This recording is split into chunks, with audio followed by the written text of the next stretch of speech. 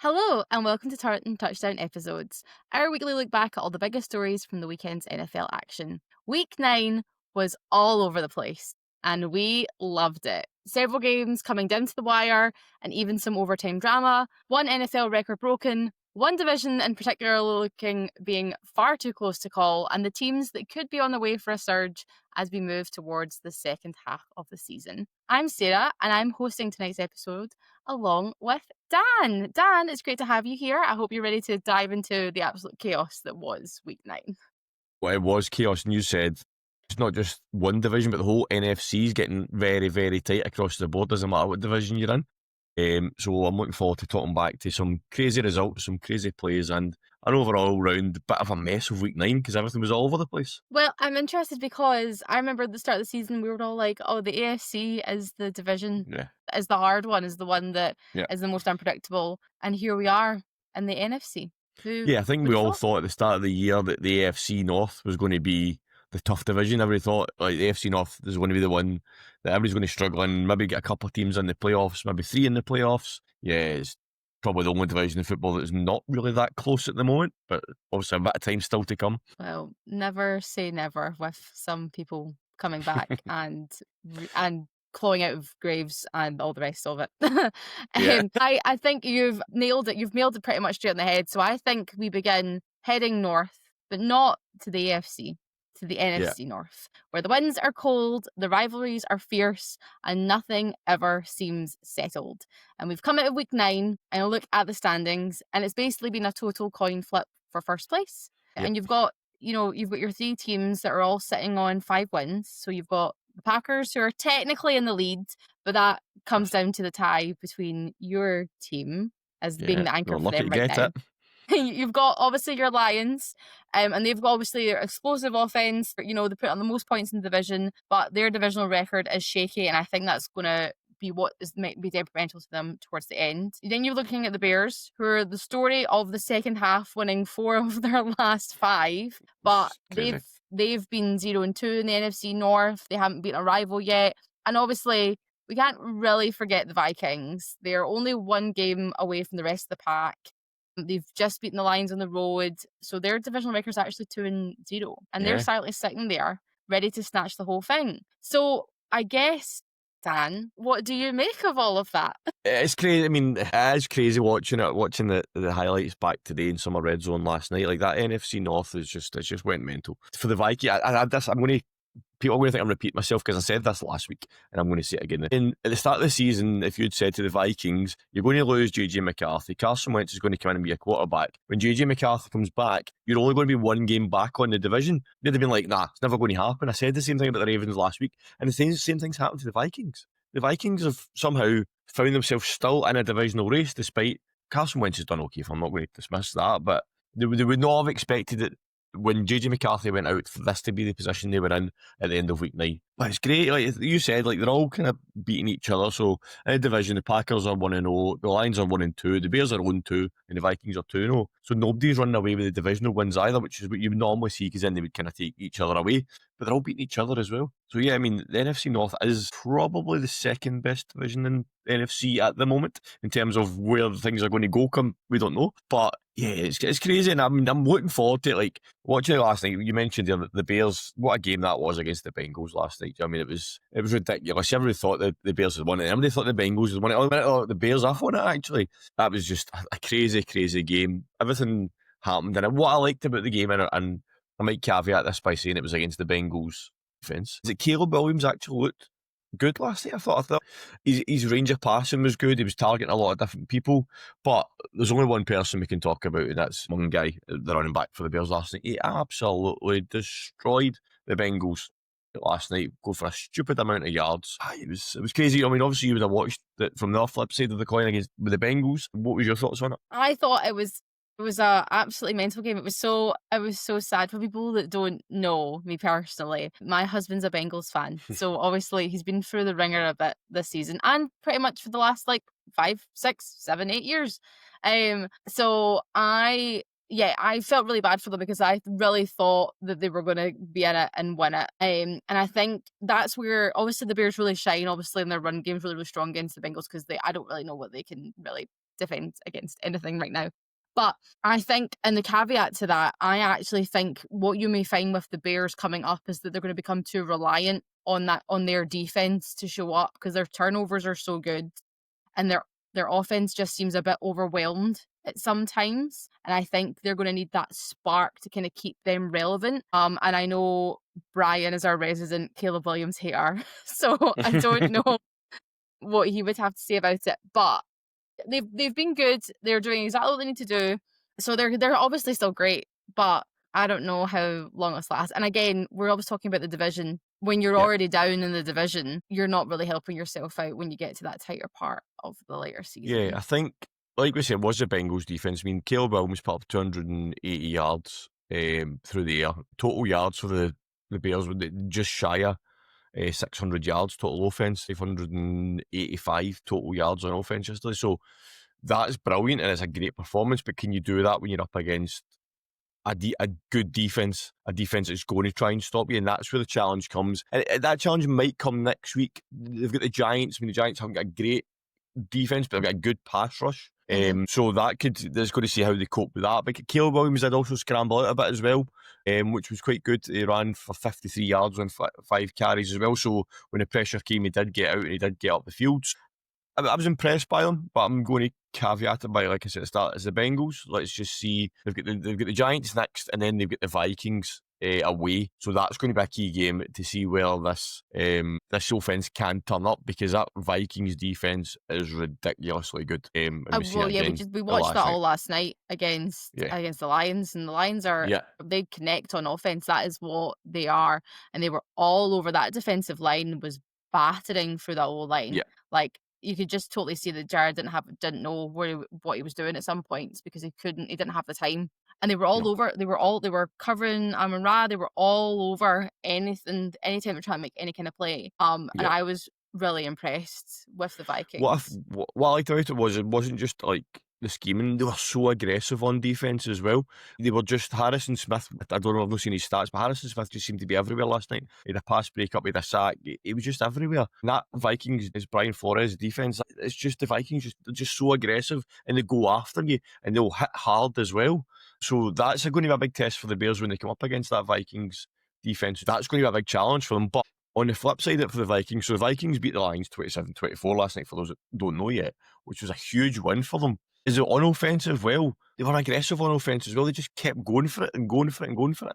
In terms of the play calling from Kevin O'Donnell was brilliant. JJ McCarthy, he was 14 of 25 for 143 yards. So it's not spectacular numbers, but they done enough and they won the game. Kept going, and especially I think when you think that, and it sounds so silly to say, but like Justin Jefferson didn't have the best game that he's ever had. There was moments where there was obviously that moment where he went out for a little bit. So like JJ's proving that he can do it, even if you don't have your number one wide receiver who can just be open and because that's what Jefferson does really well. Yeah, you can just keep it moving. Keep driving it down. The good thing about Justin Jefferson, though, is he had one touchdown catch. What a catch it was. Over the shoulder, one-handed catch. And that's the thing. You can keep Justin Jefferson quiet all game, and then one moment of magic, and he does something like that. And that's exactly what happened last night. Do you know what I mean? So he only had, 47 yards on 6 catches, so an average of 7.8 yards per catch. But that one touchdown catch basically makes up for all that. So yeah, maybe he never got the Lions maybe schemed him well, but he still got that touchdown. So you can't keep him quiet for too long. But yeah, I was very impressed by JJ McCarthy. You'll know I've been a JJ McCarthy fan for a while. I did tip the Vikings for the Super Bowl at the start of the season. That's now maybe looking like maybe not as well to take as it was a couple of weeks ago.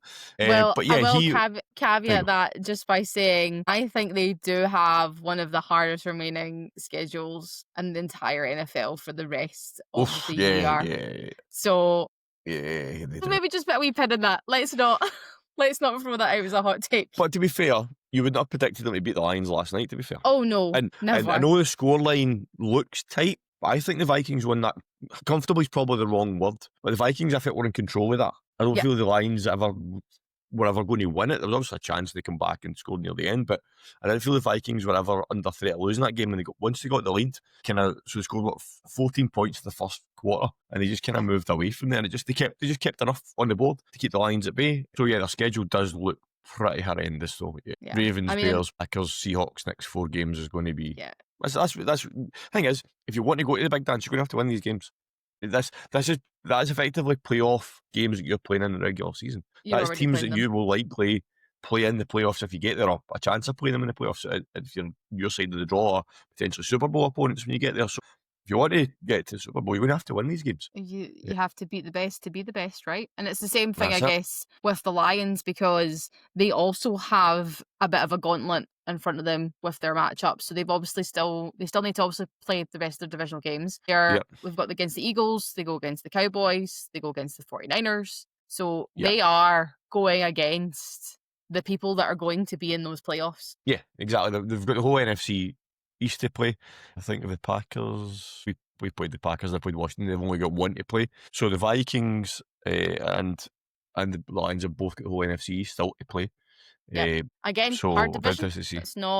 That's not a walk in the park. That's Yeah, you gotta really tunnel down and do it. yeah. I mean, you get 4 teams there that are the records obviously don't show it for some of us, but it's four. It's 4 games. It's 4 tough games. Do you know what I mean? It's not like you're no disrespect, but it's not like you're going against the Cardinals or Raiders. You're going there and you know, right? Okay, they might have a losing record this season, like the Giants, for example.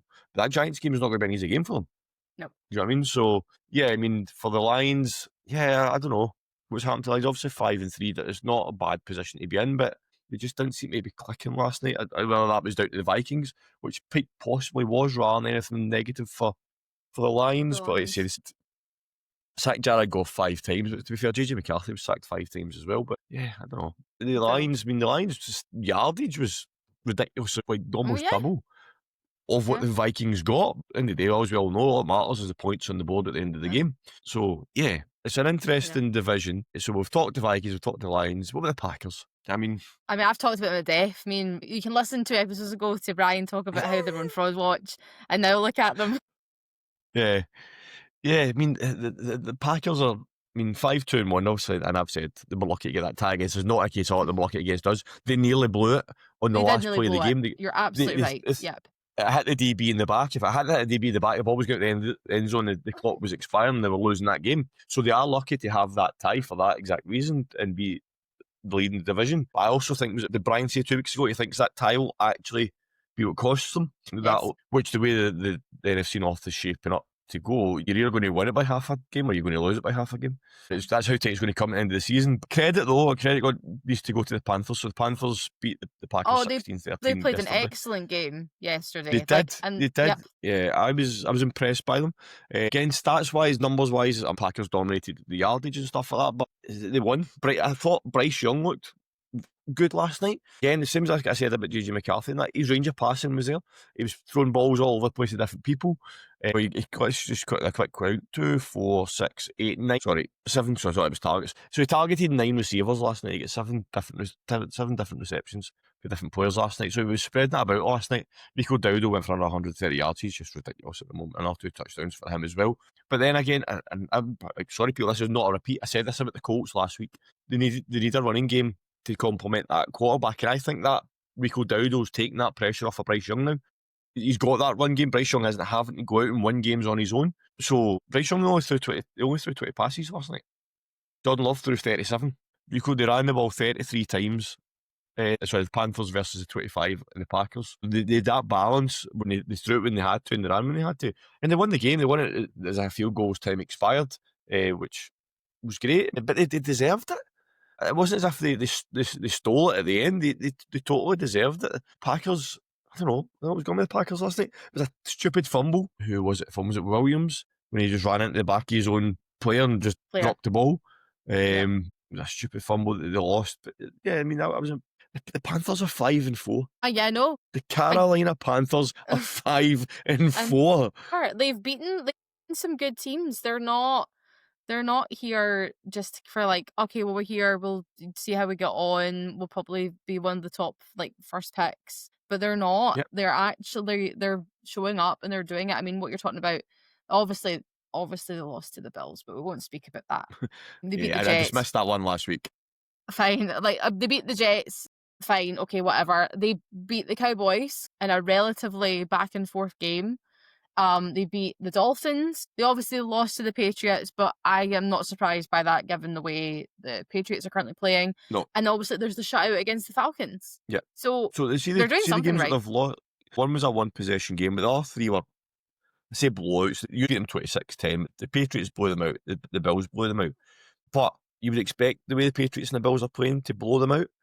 They're doing that to better teams. Do you know what I mean? So the games that they've won, 3 of them have been one possession games. I can't remember what happened in the Dolphins game, but they beat us with a walk-off field goal. They beat the Packers with a walk-off field goal, and they beat the Dolphins by 3 points. So I'm going to assume there's a field goal somewhere in there that they won it by. That somebody missed. So or it's not only that they're winning the games, they're hanging in and getting to the end of the game and just executing in that last 2 minutes and getting those points that matter for them.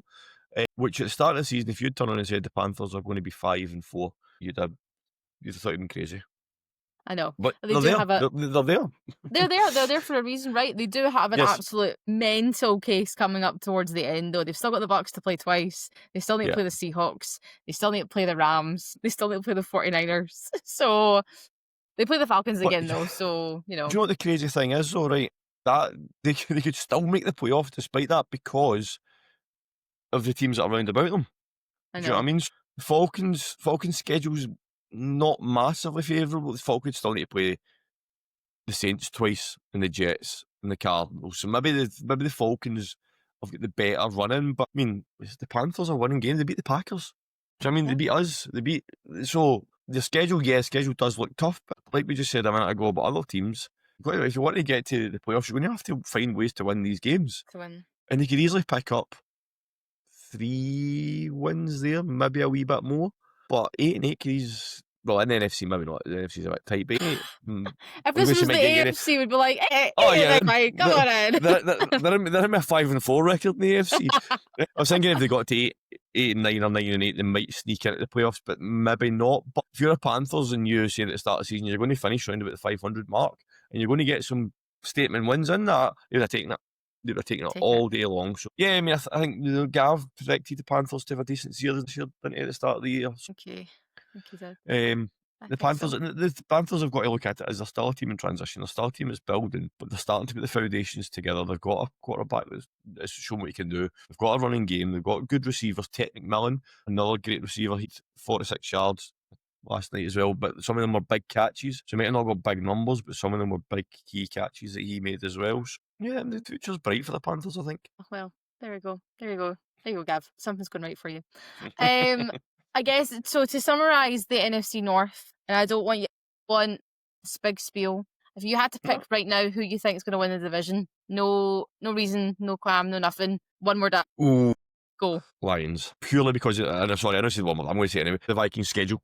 I think I want the Vikings, and I think the Vikings have got the momentum and they've got all the pieces there, but their schedule's probably going to kill them. So the Lions have been there before. The Lions have been there, done it, got a t-shirt. So I think the Lions will just eke out. But that's not to say that you're not going to get more than one team from that division in the playoffs. No, I mean, I would also put the Lions at the top of my list and put the Vikings for a potential wild card spot. So at least we're in agreement. I'll settle for that. It still gives them you mean there's a chance? Does it mean there's a chance I could do it? But anyway, okay, we've chewed on about the NFC in particular, the North, long enough. We know it's crazy. We know these final weeks are going to be brutal. But Dan, let's play a game that I like to call Fact or Cap. So this is a new segment for us. So I'm going to say a statement which is based upon the current stats from the season so far, because I know you've been reading the figures all day. So I want to see how much you've been able to retain. So are you ready? You're going to give me stuff that I've not read. I clearly know this now, that the folks that are watching this, I have no idea what Sarah's going to fire at me here. So you're probably going to, I've looked at some stats today, I've looked at some things that have happened there in the league, and I know none of them are going to come into the equation. It's like when you study for an exam, everything you study, and you open the paper and those questions are there. That's exactly what's happening. Okay. Are you ready? Go for it. Right. Number 1. So Justin Herbert leads the NFL in passing yards with over 2,400. Oh, I know it's tight. I'm going to say fact. That's actually Cap. The leader is Danny Jones. Is Daniel Jones. So he's at 2,404. Justin Herbert is just behind at 2,390. So he's come close. on, the split hairs here. Okay, number 2. One team has a completion percentage of over 71% as a team through this point of the season? Oh, I'm going to say it's not the Colts because that's too obvious. 49ers. No. So you're wrong twice. So it's not the 49ers, and also it's actually two teams that Oh, have no, that's a trick question. That's a I've got to make it difficult for you, right? So there are two teams that are sitting at 73.8%. Right. It's not the Colts, so I'll give you that. Can you guess who the two are? We've Rams. spoken about one of them already. We've spoken one of them already. So it's also an NFC North team. Which one? I'm going to go with the Vikings. Okay, you're wrong. Right. It's the Lions and it's the New England Patriots. Of course, it's the Patriots. You're too focused on the NFC. I said it was too obvious to be the Colts because of their record, but I never thought, it was too obvious to be the Patriots with their record. But anyway, their record, right? Well, okay, you're actually making me look like I don't know what I'm talking about here. People I know. Hold on, off maybe and we can watch get this you an easy podcast one. anymore. Okay, number 3. 12 players have averaged more than 5 yards per carry. You want me to name all 12 of them? No, I just want you to tell me if that's true or if that's. Sorry, I'm just 5 yards per carry, 12 players. Let me think. Jonathan Taylor, Rico Dowdle, 32 teams. We're doing some quick math here, everybody. Cap. It's actually a fact. Oh, wait. Okay, for a bonus point, can you guess which 2 quarterbacks are on that list? 2 quarterbacks, right?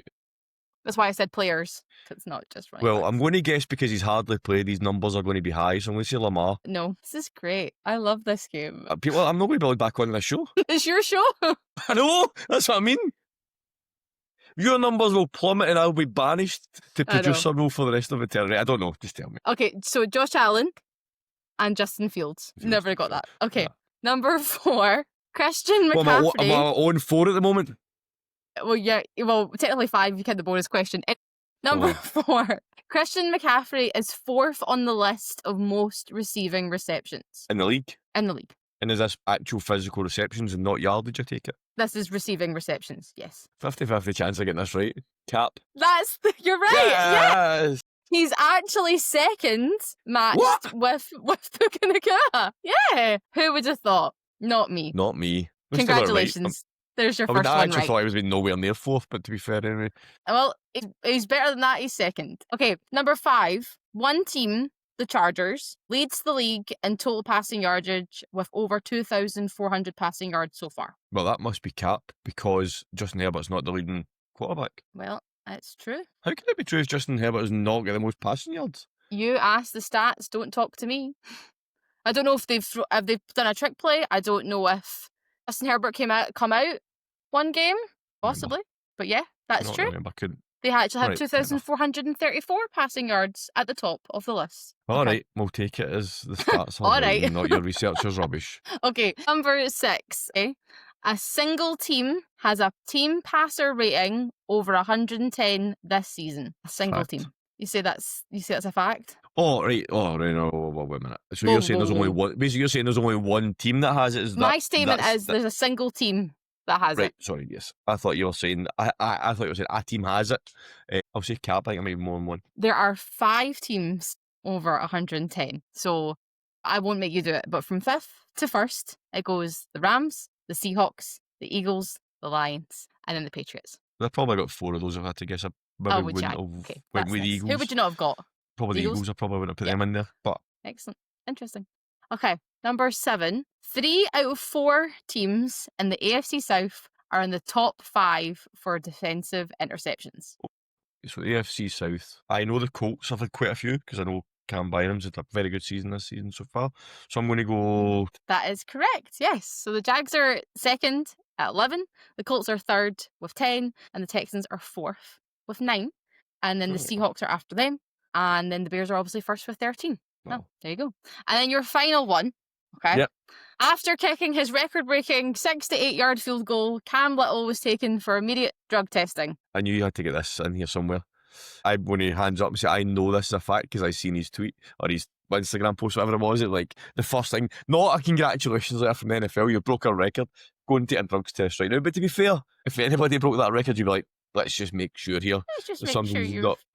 So I know that one is a fact. But that's your last one. But do you want to talk about that at the moment? Or would you want to talk about the record-breaking kick? Okay, I can talk about it. So obviously in pre-season, we did hit we did hit the 70-yard, and we spoke about it during our preseason review right before the season started. But we said we would probably now start to see teams going for it, because why not? And I think that was a really good time for them, because there was nothing really happened in the first half. We all saw it. So what else do you really have to lose when you're right there anyway? He's done it before. It's actually really interesting when you go kind of and look at the back history of it, because obviously he's broke he who shall not be named record. Mr. Tucker. Mr. Tucker, which was obviously at 66 yards. Now, when I went back and did kind of some looking into it this morning, I actually found out that in order to make that kick, Tucker changed his technique. So he was actually inspired by watching outfielders who put more in their throws to home plate. So he actually took a couple of steps back where he normally starts in prep, and he kind of he described it as a cow hop, whatever that means. But when you look at how little prepared, he actually didn't do anything different. He just kicked the ball as normal. So it begs the question, and I've seen this floating around, and we had a brief speak about it this morning, but should the NFL, if this is going to become a more of a thing, do you change the points allowed depending on where you've kicked the ball from? So people were suggesting that if you're hitting 60 plus, you need 5 points rather than 3 points, because it's not the same as hitting a 20-yard. So I got people waiting on this. I got a bit of history. NFL Europe, they used to get 4 points for a field goal if it was kicked over 50 yards. The thing they tried, the NFL Europe was always a league for trying things that the NFL was considering. So that was the thing at the point. If you kicked a field goal more than 50 yards, you get 4 points. It wasn't put in place then. I cannot see it getting put in place now. It's just one of those things that somebody's went, well, maybe they should do this. Well, why? I mean, why change a very fundamental point of the game just because kickers are getting better? There's nothing wrong with it. Do you know what I mean? So is that suddenly like, if you throw a Hail Mary for 90 yards, you get 10 points for a touchdown? No. Do you know what I mean? It sounds stupid, very flippant to say it like that, but no, don't change it. I mean, on the record, I don't think the record will stand for very long. I actually think he might break it himself. No, he won't. Well, he might break it himself, but what I was going to say is that I think there'll be an attempt at it tonight. I think Brandon Aubrey's not going to take that. He's we're playing the Cardinals tonight. I think we can get in a position where we're either going to be far enough ahead that if we get a fourth down where it's within that range, I think Shotty will let him have a shot at it. Well, I've seen the suggestion of that by people online, but I think it's the big thing of that he's never been allowed to even attempt it, because they just won't let him. Every time he goes, I'll have a go at it, they go, nah, it's fine, don't worry about it, we'll just punt it. Yeah, because I don't think we've ever been in a position where, it's going to sound really daft, the kick doesn't matter. Do you know what I mean? So I think like playing the Cardinals tonight, and I'm probably just going to jinx it now, where hopefully we're in a position where we're a comfortable enough position that they can either at the end of the half or the end of the game, or even for enough scores ahead that, yeah, you know what, why not let them try it? It's indoors as well, so why not let them try it? Do you know what I mean? So I think if we get in a position tonight where there's a possibility, I think Shorty might let him have a go at it, and I think he'll hit it. And cut to this on Tuesday morning when we look at the score line and go, who would have thought that? Not me. And then you'll be sitting there going, Cowboys lost by 3 because they missed a 69-yard field goal. No, or Cowboys lost by 5 points, and you'll be like, oh, really? They should allow it to be 5 points instead. No. Never going to happen. Never going to happen. Well. No. So how did I finish? How was my record? What was it, about 6-2 or something? 2-6 for the fact of Carter's terrible. I don't think it was that great. I don't think we should even talk about it anymore. I'll edit the podcast thanks to you. I'll just cut that out. What is that, Cap? Is that Cap or Pat? No, I will take my medicine, to be fair. Yeah, good questions, to be fair to you. Thank you so much. Couple of trick ones and they tried to trip me up with, but good questions. I did.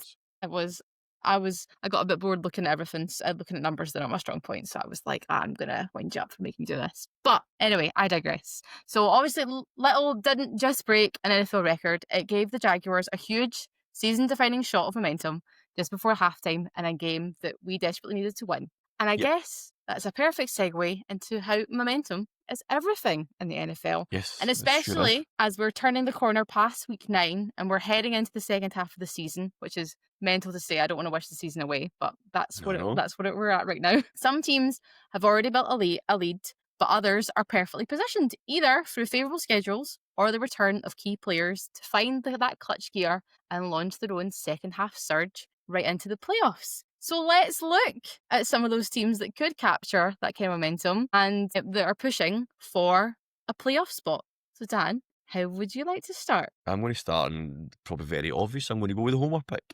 I think Cowboys. We need to make a run in the second half of the season. Can I just make again, just to clarify to everybody, this is before the Oh Cowboys yes, and before Cardinals. this is before Monday Night Football. Sorry, please continue. The problem with the Cowboys at the moment is the inconsistency of the defense. I think people can argue this, but I think we have probably the best offense in the league at the moment. But we just can't stop points being scored. Defense, for some reason, we played the Commanders last week or 2 weeks ago, and the defense was excellent. We still conceded 22 points, right? But the defense was excellent. And then we played the Broncos last week, and the defense was non-existent again. We really need a pass rusher. We've got about 2 days to get one in the build. We know, and I spoke about it last week, that we've been making phone calls and we've been rebuffed. Whether Jerry goes back in and he's aggressive again to try and get an elite one, I don't know. But that's part of the problem, is that we're not getting pressure on the quarterback, so they'll just be allowed to pick a secondary off at will. So I think the schedule we've got, it's not easy, it's not hard. We've got the Cardinals and then we've got the Raiders. So if we win those 2 games, we're back in the positive record. If we win those 2 games, we'll be 5-4-1. But then it does get tough for us. But as I said earlier on, if we want to be in the playoffs, if we want to try and do something, we need to win the games. We've got the Eagles, the Chiefs, the Lions, the Vikings, the Chargers, the Washington, and the Giants. Commanders and Giants to finish the season is not Not bad. massive, because I'll digress slightly for a second, because those don't know. Unfortunately, Jane Daniels dislocated his elbow last night. It was a horrible injury. Do not go back and watch the video of it. So the Commanders now have Marcus Mariota for the rest of the season, and I have sung his praises this year, but he's not going to take them to the playoffs. So 2 games at the end of the season for us. So we've got that spell of 5 weeks in the middle where it'll make or break our season. But I think if we can get to a decent position, the Eagles are clearly going to win the division, but the Eagles should win the division. Do you know what I mean? They're already massive lead on us already. So, but can we squeak into a wild card spot? That's what it's going to come down to. There's so many teams in the NFC at the moment are all tight. We spoke about the NFC North and 5 wins. There's teams in 6 wins. There's teams in 3 wins that are still floating about, still got a chance. If the NFC keeps going the way it's going, everybody will be in the wild card because nobody will be able to break the tie. But yeah. So for me, sorry, I digress. Cowboys, I feel we need to build the momentum. These 2 games have got 2 perfect games for building the momentum. If we get good wins and we get comfortable wins, or even if, it sounds really different, even if we need to grind out a win and show that we can do that, then I think that could give us some momentum to go into the second half of the season. Who's your team that you feel is going to make a surge? Or continue to surge? Or continue to surge. Because mine is a continue to surge. I'm going to go all the way back. We spoke about how Gav picked the Panthers to be the surprise. I'm going to go back and talk about which somehow has become my second team, and I don't know how this has happened, but the New England Patriots. They have been probably the biggest surprise in the NFL this season. So obviously they finished 4-13 last year. I say we. It's not my team, just to clarify. You're getting there already. Your own jumper on the night.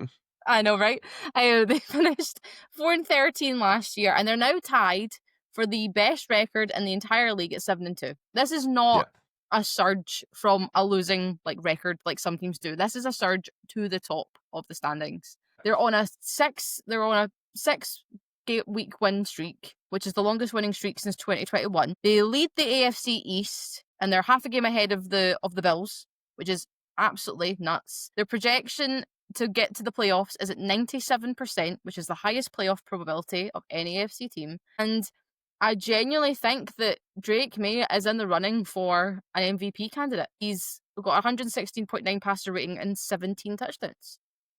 Which... Yeah, I think I've been absolutely blown away with the Patriots this year. I've never seen this coming. I don't even think even you predicted the Patriots would be a surprise package this year, but I don't think you expected this. You expected them to do well. I think you predicted them to finish second in the division, didn't you? Yeah. If you'd have told me they were going to be first, I'd have laughed at you. I'd be like, no chance. Because Josh Allen, I mean, we saw what happened last night against, I know they always beat the Chiefs in regular season, but they looked great. They looked they did. like the team that they should be, and they should be playing the entire way through the season, including the playoffs. I guess kind of when you look at the Patriots kind of going forward, they've had quite a favourable start to the season, so I will give them their credit where credit's due. But they are going to come up against some challenges. It's not the worst thing ever, Yeah, but they're obviously at the Bucks this week, which is going to be a tough game for them, I think. yeah, We then They then go with the Jets. We'll then have the Jets. Fine, whatever. Who cares? yeah, Then play the Bengals again. Who cares? That's right before Burrow is supposed to be scheduled to come back, so that should be an okay yeah, game for them, depending if Joe Flacco is Joe Flaccoing. Then play the Giants, which might be hard, which might probably be harder than they would have anticipated. yeah, They are then against the Bills, which in week 15, which might be the division decider. It probably will be, because that's who's yeah, going to claim it, right? yeah. I think I think the Patriots will lose 3 maximum for the rest of the year. And Yep. whether they do or not, I'm putting the Bucks, the Bills, and they play the Ravens out straight. So they get they get the Bills and the Ravens back to back. They have got the Bills at home though, which could work in their favour. So I've got them maximum losing 3. I don't think they lose all 3 of those games either. For them to finish, what we're talking here, 13 and 4. You'd have taken that at the start of the season as a Patriots fan. And you would have asked if somebody was needing a straight jacket if you said at the start of the season the Patriots are going to flip their record. An exact flip. Was it 4 and 13 last year, weren't they? Yep. 4 and 13. Both Perfect, right, flip perfect, it. perfect, a perfect flip. Yeah. Come back I've to been this at the impressed end by of the it. season. I'm very impressed by Patriots. I think Drake May for MVP might be a bit premature, but there's no, like, he should be in the conversation 100% because he's led the team to that record. I don't think he wins MVP though, but he deserves to be in the conversation based on that. But yeah, Patriots have been very impressive. They're in a tough division with the Bills, like you said. The Bills again beat the Chiefs in the regular season again last night. The Bills team are going to come back firing. We know what the Bills can do. Do you know what I mean? It's just what we need to see is, are the Patriots going to have? So basically, the Colts had it last night. So the Colts were flying. They lost to the Steelers last night. Are the Patriots going to have that drop They're a somewhere? little, yeah. They lost 2 of their first 3, right? So, but since then, like you said, they're on a 6-game winning streak. Are they going to trip up somewhere on a game where they should win? And that's what it's going to come down to. So if the Bucks beat them, the Bills beat them, or the Ravens beat them, then fair enough, you pans up and say. But see, for But do the example, if Giants beat them? other Jets, something random that they shouldn't be a game they should, if you are playing the way I win, that's what they need to watch. Is this maybe a bit of complacency or maybe a bit of we think we can win this game? I don't think that's what happened with Colts last night. Colts were not good last night at all. We've seen Daniel Jones have old last night. But the Patriots, are they going to have one of those moments? If they do, the Bills will just stamp on them and run past them. So it's going to be interesting to see how that plays out. The Patriots definitely will be in the playoffs. Where they go into the playoffs with the number 1 seed, where the bye, or where they get in the wild card because the Bills sneak ahead of them, it remains to be seen. But yeah, I agree. Patriots will continue to surge. They just need to watch they don't trip up on a stupid result somewhere along the way. There you go. There you go. Perfectly summed up. Okay, who's Excellent. your next choice? We have 2 each. Who is your next pick? So my Let's next start. pick, my next pick, I mentioned them last week. As a team, I think will go and do well, and it's the Rams. I really like the Rams. I really like watching Matt Stafford play. They've got a great team. I think the Rams. We mentioned earlier on about the NFC North. I said maybe not the best division in the NFC at the moment because the NFC West is just stupidly tight as well. The Hawks are currently 6-2, Rams are 6-2, 49ers are 6-3. You know what I mean? You get 3 teams on 6 wins in the same division. That doesn't happen anymore. So I think the Rams are going to surge on and continue to go on. The games that they've lost this year, they lost to the Eagles and they lost to the 49ers. 2 games that no harm in losing the 2 of them, but everybody else they've had very good results. Their schedule also isn't too difficult. Play the 49ers next week, huge game. Play the Seahawks the week after, another huge game. They've got the Bucks. They've got 3 really tight games next 3 weeks, and they're all 2 divisional games and 1 Bucks game. But then they've got the Panthers, the Cardinals, the Falcons, and the Cardinals, and 4 of their 5 last games. And they've got the Lions and the Seahawks in there as well. But I think they can do enough to get into the playoffs. But it's going to rely on what the Seahawks going to do, what the 49ers are going to do. But I think the Rams will do what they need to do. It's just whether the other teams pick up the other results as well. I mean, the Rams are their own one in the division. I mean, they've only played 1 divisional game so far, and we're week 9. I think, yeah, I totally agree. I think the Rams have been very, very impressive. I mean, I've watched that London game against the Jags through closed eyes, but I think they're great. I've always been a bit of a Stafford supporter because I do think he is great, and he just needed a system that worked for him, which is why it was perfect when the 2 of them swapped over. I just can't believe what they've done to Timothy Adams. I just can't. I just how that man is still going. I don't really know. I'm sure he got a pass last night. Literally, he was surrounded by three defenders, and I'm like, how have you done this? Yeah, So yeah, I think they are great, and it's funny that you mention it depends on who's around them because my other pick is the 49ers. of course it is. Oh, Of of course, course it is. of course it is, because I think the key factor we were talking about schedules, the key factor for the 49ers is the last part of their schedule. So they've had a really difficult run. Obviously, their three losses are to the Jags, the Bucks, and the Texans. The rest of them have been relatively okay. They obviously Yeah, bet the Rams in overtime a couple of weeks ago, but they still have to play. They obviously play the Rams again, as mentioned. They yeah, then go and play the Cardinals. They then play the Panthers. They then play the Browns. They then play the yeah, Titans. They then play the Colts. So, okay, that could really go either way. That would be absolutely interesting if 3 out of 4 AFC South teams can beat them. yeah, And then they play the Bears, and then they play the Seahawks. So, there is no reason why they should be coming out of that stretch of games only losing 3 of those. yeah, And then obviously their game against the Rams is obviously at home for them, which would flip the NFC West race yeah, immediately. They're also all about they've just kind of been keeping going because we yeah. know they've been absolutely injury plagued. We know that that's been all over the place. Mac Jones has been doing what he needs to do. Again, if you'd have told me that at the start of the year, I don't know if I'd believed you. But they're now getting the people back. You know, George Kittle's back and he looks like he's kind of Yeah, unlocking again, defrosting from being away. And the entire offense has been literally carried by Christian McCaffrey, who, again, just bounces off everybody and nobody really knows how to do it or how to stop him. So I think they yeah, just they need to stay consistent, win the games they're going to win, and they likely will battle for that NFC West title. And if not battling for it, they should be in with a chance at a wild card. yeah. I mean, the 49ers against the Seahawks in the last game of the season is going to be absolutely wild. That's going to be a Wild. phenomenal game. So there's going to Oh be yeah. so much on the line there. So it's either going to be what's happening with LA or the two of them going for divisional title or the two of them fighting out for a wild card spot. Or, I mean, we'll just wrap up. We've talked about the Rams and the 49ers, but the Seahawks schedule is not favourable at all for them. So the Seahawks might struggle to get into that conversation come the end of the season. They've got the Cardinals, and they've got the Titans, and they've got the Panthers in the run, but it's not as favourable as the 49ers to by a long shot. I mean, the 49ers, the 4 games you mentioned, the 49ers should be winning 4 of them. But again, very similar to what I said earlier on with the Patriots, they're going to slip up somewhere in there. There's going to be a game in there that they should win that they don't win. And that probably applies to the Rams as well. It's so tight in that NFC West that somebody's going to slip up or somebody's going to trip up somewhere. So only way it's going to, apart from the plate. But yeah, I mean, I'm still going to go with the Rams just because Matt Stafford's experience, Sean McVay's play calling, they've got a good all round game. That reminds us, I don't know if you've seen the video this week of Matt Stafford basically him taking the mickey out of Sean McVay. So he's in the huddle and Sean McVay's calling the play in. And he's like, okay, okay, okay. So he starts telling the play to the huddle, and he's still going, and he's still going in his ear. Stafford's like, be quiet, be quiet. And I don't know if he's changing the play or whatever. And Matt Stafford just goes, he's still going. Yep, he's still going. Oh, Yep, he's just telling the huddle. It's like, yep, still going. You should hear this in my ear. And I think he actually gets to the end, and he just whatever the play call is, he just simplified it. Or I don't know yeah. if I don't know if he actually changed the play from what McVay told him, but he just made it sound so simple. But yeah, that was very funny. But That's funny. I think the They Ram, seem to have quite a good back and forth between the two of them because I always think it's really important when you're a head coach and your quarterback get on because if yeah, they don't get on, then what's yeah. the point, right? You've also got to say the point like Vay's not going to be offended by that. Do you know what I mean? He's not No, going to of take the course huff that not. Matt Stafford's done that.